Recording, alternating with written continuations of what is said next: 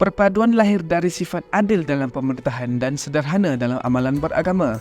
Pimpinan Rasulullah SAW haruslah dijadikan contoh dalam konteks perpaduan yang mempunyai kekuatan untuk mendamaikan pihak yang bertelagah. Sewaktu awal hijrah, orang-orang Islam adalah minoriti berbanding dengan penganut Kristian dan Yahudi yang mendominasi Madinah ketika itu. Walau bagaimanapun, melalui penerapan akhlak dan moral yang disampaikan dalam bentuk keadilan dalam pemerintahan dan pengurusan Islam yang ditafsir dengan betul seiring kepelbagaian masyarakat pada masa itu, akhirnya sebuah negara yang kukuh, aman dan bersatu padu di bawah pimpinan Nabi Muhammad SAW dapat diwujudkan.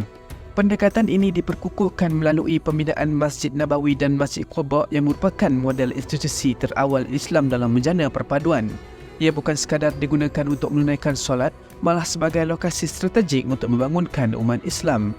Pengubahsuaian yang dibawa oleh Rasulullah SAW sebagai pemimpin Madinah bukan sekadar hubungan sesama masyarakat Islam, malah termasuk demografi yang berbeza iaitu kepada masyarakat bukan Islam juga. Nabi Muhammad juga mengambil langkah mempersaudarakan orang-orang Islam di bawah satu ikatan persaudaraan. Tindakan Rasulullah SAW yang persaudarakan antara Muhajirin dan Ansar menunjukkan bahawa ikatan silaturahim paduan Islam yang didirikan atas landasan akidah dan syariah mampu menjana keutuhan masyarakat. Matlamat utama persaudaraan ini adalah untuk menghapuskan perasaan perkauman sempit atau dikenali sebagai asabiah dalam kalangan orang-orang Arab. Oleh itu, perselisihan faham, konflik dan peperangan dapat dielakkan dan perpaduan bangsa Arab dapat dicapai dan dikukuhkan.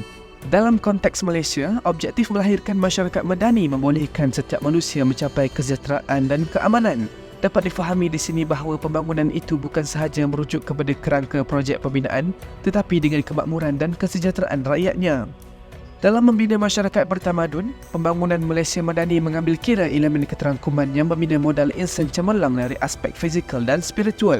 Negara ini terdiri daripada kepelbagaian bangsa, agama, bahasa dan sebagainya. Mengendalikan kemajmukan masyarakat yang ada di negara ini bukanlah suatu hal yang mudah.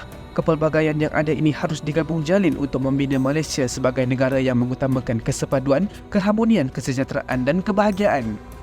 Oleh itu, kita perlu menelaah dan membuka sejarah untuk melihat bagaimana generasi terdahulu menjalinkan hubungan dan memupuk perpaduan dalam sebuah negara maupun institusi. Walau bagaimanapun, umat Islam memiliki contoh terbaik yang pernah dihasilkan ketamadunan manusia hari ini, iaitu kepribadian melalui tauladan, pembentukan modal insan contoh melalui sirah Rasulullah SAW, tokoh perpaduan dan pembinaan tamadun yang unggul.